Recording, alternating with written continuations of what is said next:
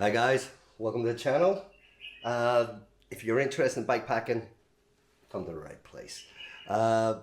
First of all, I'd like to say thank you to Crossman. That last episode sent me, you've seen those things where people ask, buy me a coffee. Well, I'm Irish, I drink, so he bought me some beers through PayPal. Well appreciate Crossman, really do. It helps make these videos easier. Alright, so this video is about bikepacking core setup. So what is a bikepacking core setup? Well, basically it's the foundations for any type of bikepacking setup that you plan to do. This is how I do it. There's no right or wrong way, but for me it makes sense, and maybe you might learn something or might not. It's up to you. Take what you can from it, okay?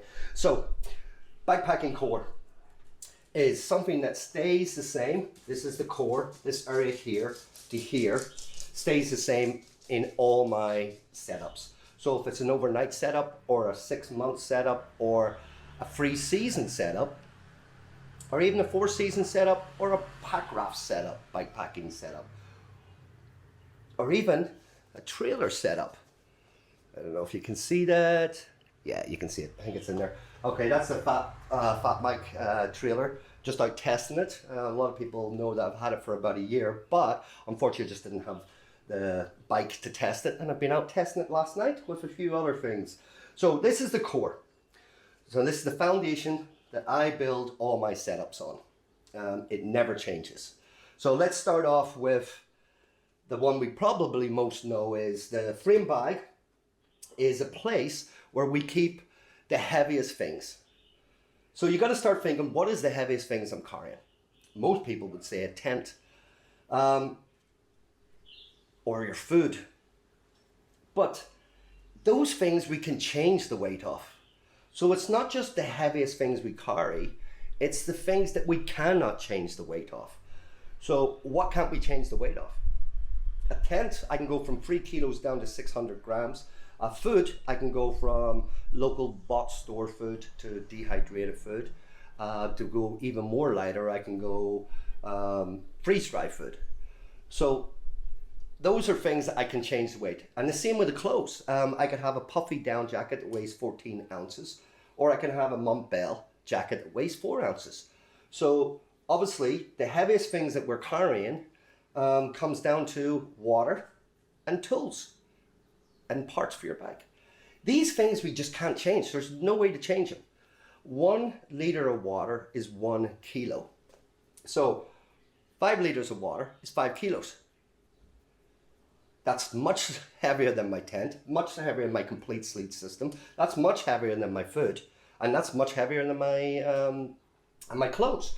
So for me, the core setup starts off with the weight in the frame, and the bike will handle much more better. So what I keep in there regarding water is a bladder bag. This is a camelback one, and it normally clips just right here with a little magnetic hand clips here, so when I'm riding along I can just grab it and drink straight from it. Now that's normally what I carry is a 2 liter or 1.5 liter one in there. So this bag and a little spare one I keep this as an emergency, so I can have, if I run out of water when I get to camp or something, I still have something I can cook with. So I keep that one, and then a 3 liter bag. So we're about 5 liters.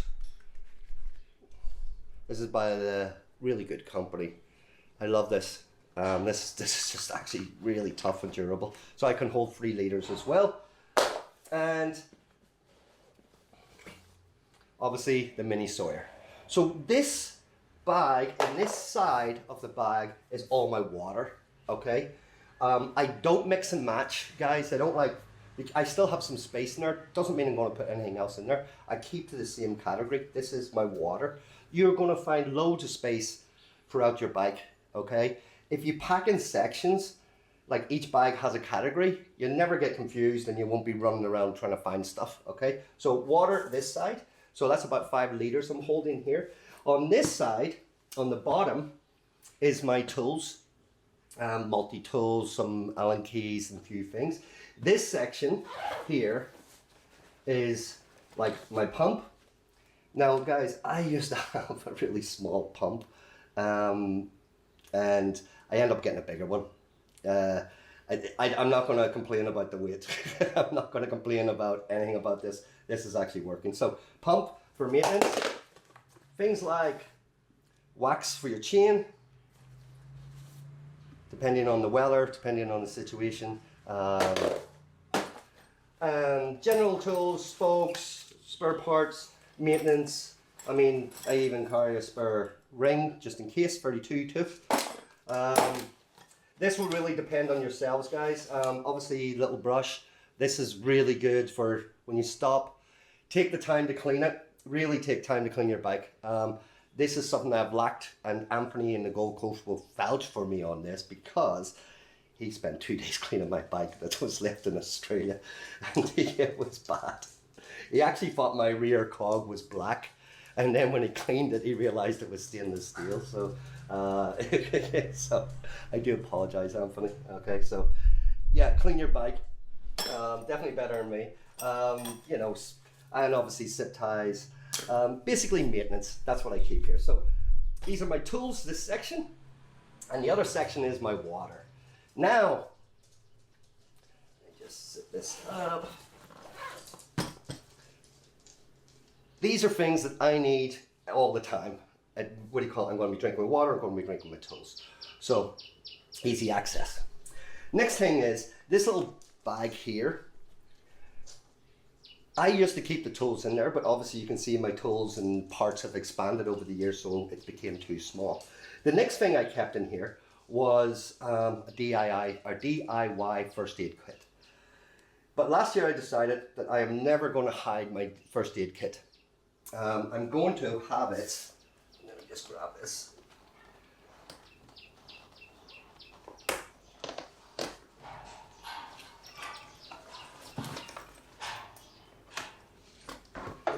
Ooh. I'm going to have my first aid kit visible at all times. This is by Survival Wear. It's a small waterproof one. It is actually really good. It's a lot better than my DIY first aid kit. So the first aid kit will be always visible on the bike. So what am I going to use this space for? Well, we've got our maintenance for ourselves, i.e. the first aid kit. We've got maintenance for the bike. But one thing we mainly forget about is maintenance of our gear while touring. Most people, like myself, would have just carried patch repair for the air mattress, for the Big Agnes or whatever air mattress you're using, with a spare valve. That's what most people would take, okay? But I kept the covers for these, so I could grab this. So I kept the packaging. So what I keep in here is, so I can remember, this is by Gearaid. They do repair gear, including treating your down, washing your down, waterproofing your rain gear and stuff like this here. So I seen that they had a whole bunch of stuff for maintenance for your gear. So this one patches your tents and jackets. So you've got these type of packages. You've got other ones that do the down jackets and the waterproofing. So all these patches, it's little patches here. That's for my down jacket. So if it gets ripped or anything, or a sleeping bag gets ripped, I can patch it. This is for my rain jacket or tent. So if it get a floor in the tent, a hole in the tent. Got a few more. And repair for sealing any, say the rain jacket gets a little bit of a rip, gets a small hole in it. This here automatically seals it. Uses ultraviolet light, and it seals it. Ultraviolet light? No, just sunlight, whatever. Okay, same thing. More patches. Spare buckles. They came from Sea to Summit. So this, it's a couple more spare buckles. So this is my maintenance for my gear that I'm riding. My clothes, my tent, my air mattress thing. So maintenance on gear. Still got space in there. As I say, I'm not going to put anything else in there, just that. Oh, a needle and thread, common things. So Next thing is, I'm going to move this camera so you guys, or should I move it? Well, okay, let's think. All right, first of all, you got to think what's going to happen throughout the day when you're riding. You can analyze all this at home before you even go out and say, okay, so morning time I get up and it's a little bit still not light and I'm riding, so you need something like a high-vis vest. Or you're riding along and the traffic is bad and you still want your high-vis vest, or you're riding late at night, high-vis vest. The next thing is you're riding along, pretty windy, put a windbreaker on. Another thing is it starts to rain. Now, if it starts to rain, obviously you need a rain jacket. So this jacket is by a British company, so you can buy it on Amazon. That's where I got it. Let's put that away. So, first of all, it's high vis, very high vis. It's by ProViz, and it's a rain jacket, and it's also a windbreaker. And what's important is it fits in the stem bag of my bike. All right. So normally, before I put it there, I would have originally kept it in a seat post bag. So if I'm riding along and it starts to rain, I'd stop the bike, reach in, and I'd pull this out at the back. I would always have this at the end of my seat post bag, pull it out. The problem is with that is if you're in Asia or somewhere like that, you're riding along, it's raining, and 5 minutes later it's sunshine. So obviously you pack the jacket away. So as soon as you pack it away in the rear with the rest of your clothes, if you're putting your seat post with clothes, what happens is it contaminates. The smell of the damp will contaminate everything. Yes, you can say, oh, just put it on top of your seat post bag on the net. Yep, did that, lost one jacket, never do it again. So the next thing is you say, okay, if I'm going to have the rain jacket in the seat post bag, then I need to put bags on everything else in there so nothing gets contaminated. So I did buy a whole bunch of these. These are sea packs, dry bags. Technically, they should never ever call them the word dry bags because they're not really dry bags. You can see they were pretty thin after a while. They're just not that durable. Yes, they say it's stronger than steel, but it's not. It wears faster, that's for sure. So I put everything in dry bags into my seat post bag. And the problem is with that, you change the volume of your seat post bag. So try it yourselves. If you're the type of person that has all your stuff in bags, yes, I did that. I had them all in bags. It was great for organizing, keeps everything dry, kind of dry. But the problem is with it, if you turn around and you put everything in bags, you change the volume of your seat post bag. Perfect experiment. Put everything in bags, put it in your seat post bag. Take everything out, just put it all in without the bags. You will save at least a quarter of your space. 1/4 of space guaranteed you will create by not putting them in bags. Just stuff everything in there. So that rain jacket stays up here at the front now. If it's raining, I put it on. It doesn't matter. I shove it back in here. It doesn't contaminate anything else. The rain gear's covered. The next thing is, another temperature thing, is I'm riding, I get to camp, and the first thing I do is I put on my down hat. So always have access to that. And I put on my Montbell 1000 Gust Down jacket. So because my body starts to cool down, even in hot weather, you get to camp, your body starts cooling down. So down jacket, down hat, or if I'm riding along and I feel the temperature's dropping, I can just easy access that. Or it's getting a little bit more colder, I can put on arm warmers. Same thing, reflective, 360s. So you're riding along, people can see you, and they're by ProViz as well. So I have the arm warmers and the leg warmers. Yeah. So that covers my temperature, because when you're riding along, the rain, cold, whatever, you have it right there. Now, as I say, most people will have just 2 of these stem bags, but the fact is these are some of the best bags. I don't just mean J-Packs makes the best stem bags. I mean stem bags in general is one of the best things for bike packing. So for me, the bike packing, I carry 4. As I say, I think they're really, really good bags. So I've got my rain gear covered, I've got my temperature covered. What else am I left with? Well, generally here, you would have a water bottle in here, okay? But I'm riding along and I keep in here my, let me open this up. I keep in here, now not everybody will keep that, you can put a water bottle in, but I keep the drone. Now this is a Maverick Mini and it fits, oh, my dog. Googles, it's the neighbors. It's the neighbors, it's okay, they live here. You don't have to annoy them.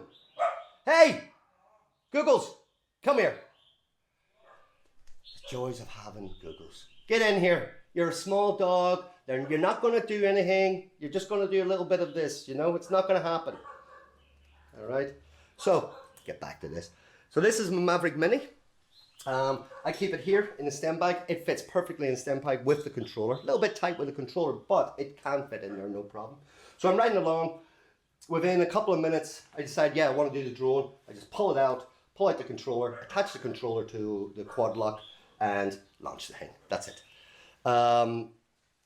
I like it because I've got easy access to it. So, my little Maverick Mini, I'll be honest, I'm really enjoying this. Really enjoying this thing. So, I've got more testing to do of it this week, but hey. The next thing is this bag. What else do we need when we're riding along? Well, trail mix.